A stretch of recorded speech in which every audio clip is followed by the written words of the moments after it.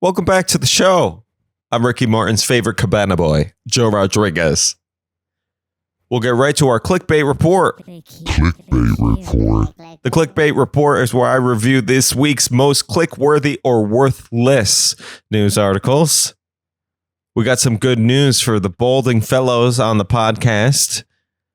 A potential cure has come out. There's a sugary discovery. Scientists have discovered that a sugar called 2-deoxy-D-ribose, otherwise known as 2DDR, 2 dudes, 1 cup R, can help stimulate hair growth. It's naturally occurring, and it's inside the blood. If you put it inside the blood, it goes near the hair follicles, and it warms them up, and it goes, make some hair for us. Here's some sugar. You've been a very dirty boy, but I'll give you some sugar, you follicle, and just grow some hair now. These scientists were trying to figure out how to make wounds heal faster. And I guess they put the sugar on the wounds and then they realized, oh, look, it also helps hair. This guy got in a motorcycle accident, but now he's got a hairy elbow. Wow. So odd. Maybe he can just pretend his elbow is his head from now. Hey, John, thanks for participating in the study. We were wondering, would you, and hear us out, it's kind of a crazy proposition. Would you ever use your elbow as your head? Would you ever pretend that your elbow is your head? Come on, you can pretend the crease is your mouth and go, hey, I'm John. And you've been in a motorcycle accident, so yeah, maybe that's how you talk now. No? All right. Can we cut your head? Can we cut your actual head and rub a gummy bear on it? Please? Pretty please. We've been good. We gave you good parking at the clinic. Before you go rub a dot candy on your head, scientists have to do more research. And I'm not sure that they have to do more testing on rats, but imagine that they have to stress a rat out. Like, how do you get a bald rat? And somebody's going to go in the comments and go, this is actually the genome baldy ratty Vona, and it has existed in Africa for 20 years. You know, like, I don't know. I don't know if there's bald rats. I also don't know if you have to make a rat bald. But I just think it's funny if you had to stress a rat out to get it bald, and then you can try some sugar on it. Make it do some Excel sheets. We have a lot of scientific data. Make the rat do the Excel sheets. Oh, and give it a phone that has Outlook for notifications. It'll be stressed the fuck out. The rat's like, I can't do this anymore. How am I supposed to answer all these emails and then spend 3 hours a day on that wheel that they want me to run around on? He's like, I'm not even a hamster, but they want me to run around on a wheel. I can't do this. I need American Spirit cigarettes. I've been using finasteride, which is commonly known as Propecia. It's sold commercially as Propecia. And I did all this research about finasteride because I heard from everyone like, oh, it's making your prostate small. And it is prostate suppressant. Like it prevents the enlarged prostate. So my prostate is probably really tiny and it's probably rattling around in there. My prostate is the size of a jelly bean. Like, you know, I'm probably walking around and it's going. People are like, oh, are you shaking a can? Oh, no, sorry. It's just my prostate. I sit down. And I'm like, oh, sorry. I have a loose prostate. I looked up the history of finasteride. It's actually quite interesting. In 1942, someone named James Hamilton observed that prepubertal castration prevents the later development of male pattern baldness. So just cut your balls off. Hey, Mom, I'm going to do 12 oxys and a shot of vodka. Can you get the chicken shears? I got to get these balls off before I'm 12 because if I hit 12 and I still have balls, I'm going to be bald, dude. Then in 1974, someone named Julianne Imperato McGinley of Cornell Medical College in New York went to a conference about birth defects, and she found that intersex children in the Caribbean who were sexually ambiguous at birth were initially raised as girls, but then grew external genitalia, some male genitalia after puberty. And this is all Wikipedia talking right now, so Sue me, Wikipedia. This research group found that these kids had a genetic mutation causing a deficiency of DHT, which is what harms the hair follicles. Like, I guess it goes in there and it's like, hey, we're a chemical. And the follicle goes, I can't handle this. DHT, which is bad for the hair follicles. And then upon becoming mature adults, they had smaller prostates and they had no baldness. No baldness. Nice, thick Geraldo Rivera hair. And then you flash forward to 1992, the year of my birth. A pharmaceutical company named Merck got Proscar. It was called Proscar at that time, approved by the FDA. And now Hims.com is all over my Instagrams. Hims.com. Just take one picture with a grainy camera and send it to us. And then you can sign up for our $200 a year's pills that will make you have a jelly bean prostate. This is where we are with science. But I'm excited. In more science news, a mysterious object has been discovered going over 100 million miles per hour. They don't know what this is, but they're calling it CWISE J1249. It may be part of a star or a supernova. Scientists aren't exactly sure, but it is flying so fast. Maybe they discovered my left AirPod. I dropped that in 2012 and never got it back. I've been listening to half of songs, just the right ear. And then I said, poker face, poker face. I'm like, wow, this is an experimental song. It's just, it occasionally goes out. Poker face. Poker face, poker face. Oh.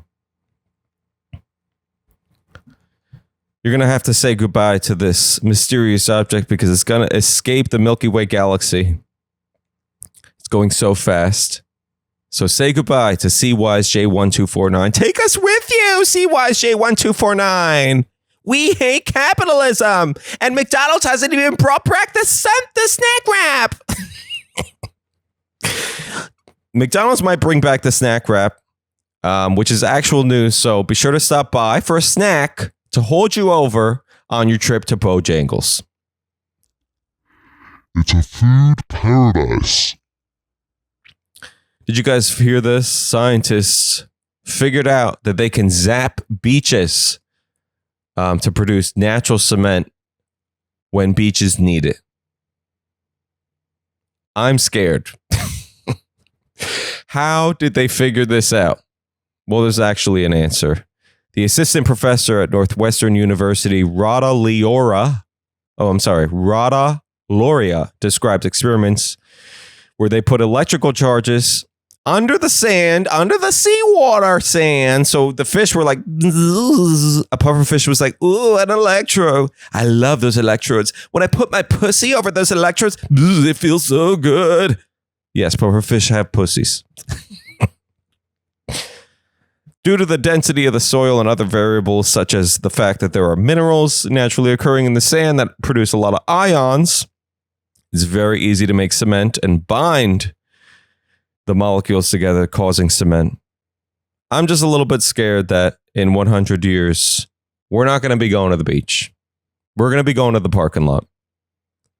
Honey, pack your foam mattress. The beach towels aren't doing it.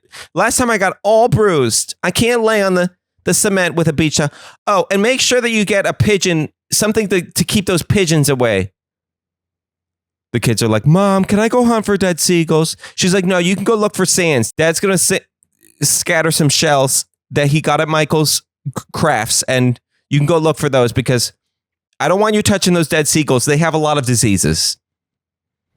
That's our future. Maybe there will be like a town hall meeting and drug traffickers will go to it. Hello, my name is John. I'm an entrepreneur and I also do like transport of goods. And I was just wondering if all the beaches will be cement and if we will be told in advance when the beaches will be becoming cement, because due to the good, how do I say this? Due to the goods that I bring into the United States of America, the cement will disrupt the supply, and the people at the town hall are like, "You're bringing in coke, right?" He's like, "No, methamphetamine." But the way that we bundle it is very concerning because it will be scratched on the cement. We're just wondering where our product, our drugs, our product can be washing on shore. And they're like, "Sir, you can please talk to the FAA. We cannot advise you when the beaches are going to become cement. Sorry." He's like, Oh yeah, okay. I'm a very happy resident of Rancho Palos Verdes. Thank you for this. She's like, "That's your time, sir. That's your time." He's like, "Oh, okay. My mom does teardrop tattoos. Okay, bye." More California news. This is a very California episode. I guess the algorithm has learned that I am a Lana Del Rey West Coast bitch. Did you guys hear about this? Customs officers in California have seized $5 million worth of methamphetamine disguised as watermelons. Somebody tried to drive a truck with watermelons into San Diego from Mexico at the Otay Mesa commercial facility in San Diego. The shipment contained what was reported as watermelons, and the officers discovered 1,200 packages of meth wrapped in this paper that was painted. And if you look at the picture, they did some artwork. They broke out the watercolors. These watermelons, very nice looking. And then there's like a big piece of tape in the middle, which just ruins the whole thing, ruins the whole disguise. So it's kind of like me every time I do crafts. Like, I get really ambitious and I do a really, really good detailed job. And then like I just get bored with it. And I'm like, fuck it. Take a piece of tape. I was doing a beautiful watermelon to hide meth, but now I'm just going to take tape and wrap it around the middle. I don't know why I think that officers have to taste test drugs. Where did that come from? Like a 1920s comedy about a cop? I don't know where I got this idea that cops have to taste test the drugs. I can't taste test these meth watermelons. They have seeds. I only eat seedless watermelons and GMO free. And if I'm going to do meth, I get it from the Air One parking lot. I can't eat these meth watermelons. I'm not even sure it's meth. I can't taste it. They're like, "We have $16,000 worth of equipment. You don't have to put the meth in your mouth, John." How am I supposed to taste test the Coke if it keeps coming disguised as fruits and vegetables? Earlier this month, CPB officers in the same area of Otay Mesa intercepted 629 pounds of meth disguised as celery. Fuck celery. Fuck celery. Listen, celery, if you're listening, fuck you. Okay? You have toxicified my mouth so many times, despite the fact that you're made of strings. You're like somebody dipped hair into a nasty gelatin jar of the most disgusting flavored things of hairspray. If somebody made celery, they took hair and they dipped it into Jello made out of hairspray and fucking disgusting salt, pickle juice, and then they solidified it and they sold it in the produce section as celery. Disgusting, toxicified celery. It feels like it's releasing gases. I bite into it, and then it just instantly goes. Psst, psst. My gums are like, "We're getting gingivitis from the celery." The cops are like, "I don't know how we're supposed to taste test the drugs. When is the meth going to come disguised in a Crunchwrap Supreme that I could taste test it?"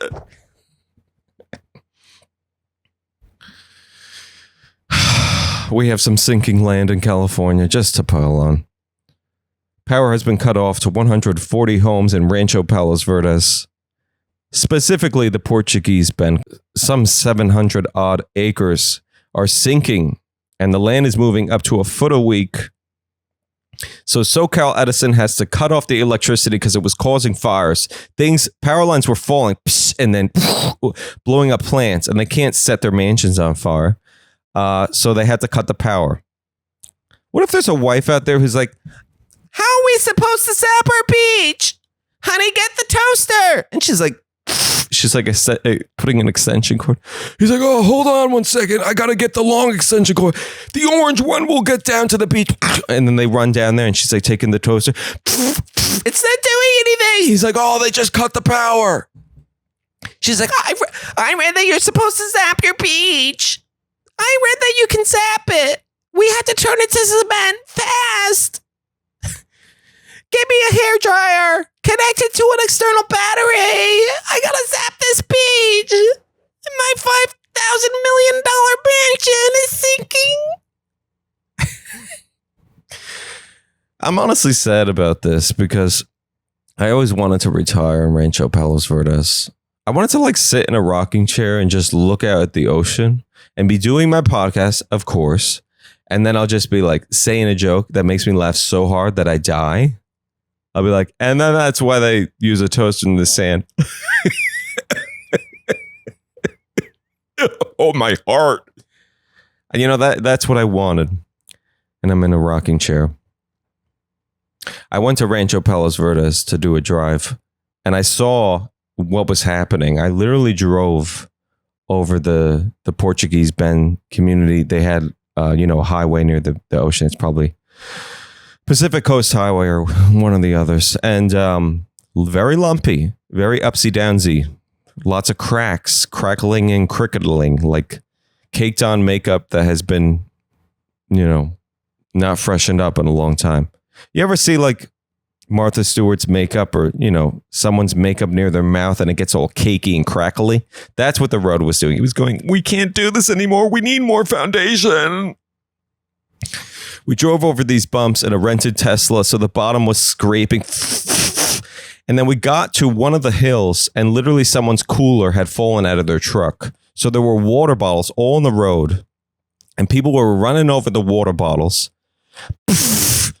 You know how like you love to step on those water bottles when you were a teenager, and they were like, "Oh, we can get people wet by risking ankle surgery. Step on the water bottle." That's what was happening with the cars. So finally, this woman got out of her Audi and started picking up the water bottles, and she would throw it in the grass. Just throw it. Throwing the grass. Our $10 million vehicles can't handle this. The grass can handle it. And then she got back in her Audi like a big freaking heroine of the whole highway. People were like, woo, thank you. We didn't have to get out of our air conditioning. She's like, the things I do for this Portuguese Bend community. I was halfway through a Charlie XCX album and I wanted to listen to the whole thing straight. People don't shut up about Brat Summer and I needed to listen to it. I have to restart it. I have to turn around and restart my whole drive down Rancho Palos Verdes. I have to go to the Trump golf course and you take a dump in the bathroom and then get back in my Audi and do this all over again. People need to stop dropping water bottles out of their cooler. I can't keep throwing them in the bushes. I just don't think that we deserve this land. This is how you're treating it? In more science news, bananas are facing extinction, but maybe not for much longer. Scientists are genetically modifying bananas to avoid Fusarium wilt of banana, known as FWB, and it's a fungal disease that has been plaguing bananas for quite some time. I didn't know this, but there are different varieties of bananas, okay? Scientific varieties. And I'm sure somebody will go in the comments and be like, oh, yes, I love the Shunamashimo banana. To me, there's always been yellow and green, and they all turn black in 2.5 minutes on the counter. I need a type of banana, a variety of a banana that's going to survive the freezer. Okay? I freeze my bananas. Of course, what am I going to do with them? Eat 12 bananas at once? No. I freeze my bananas. And the last time I did that, it fucking failed. I defrosted the bananas and they became instantly liquefied.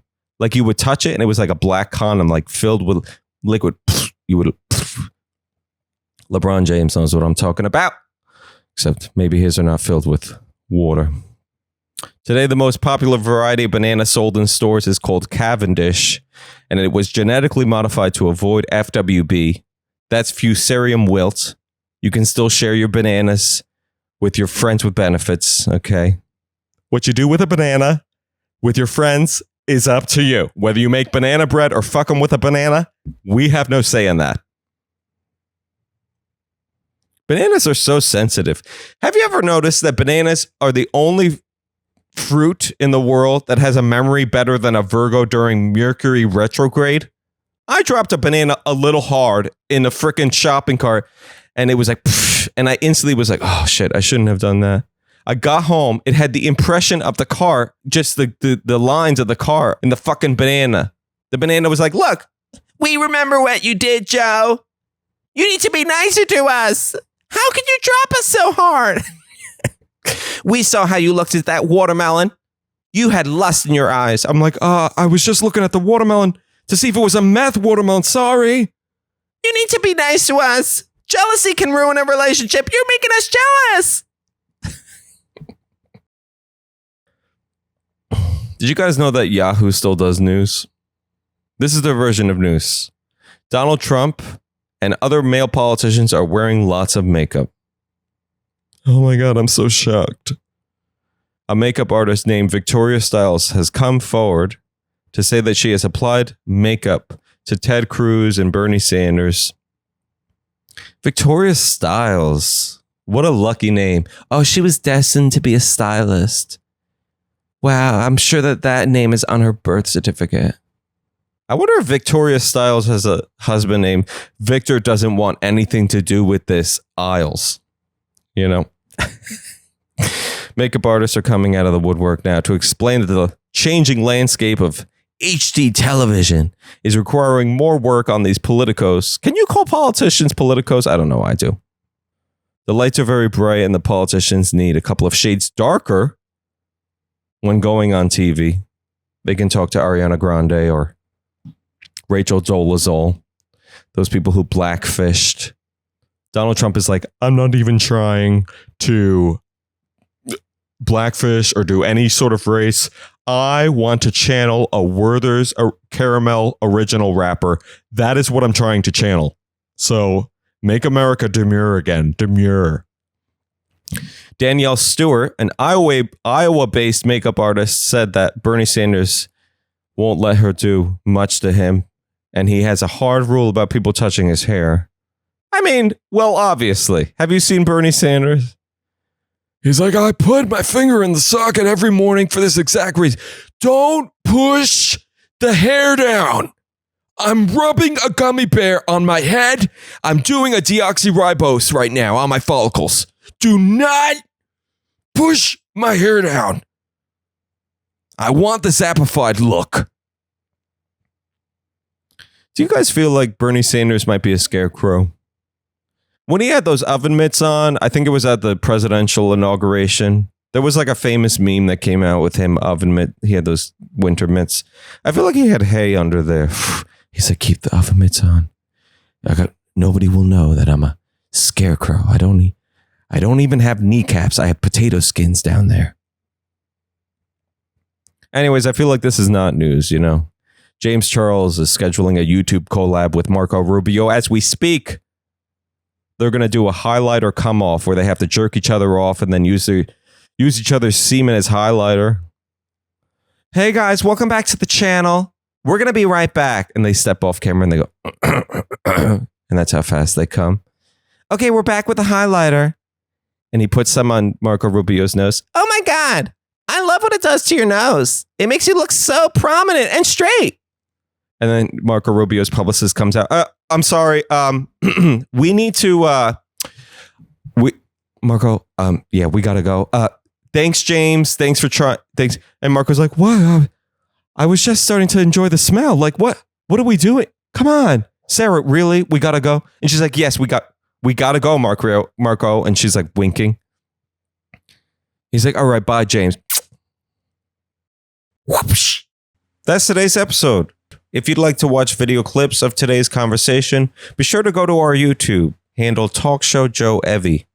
You can also watch clips on my Instagram, Joe Rodriguez Comedy 1. Be sure to tell your friends to quickly find us on Spotify by going to joerodriguez.com. We'll see you next week.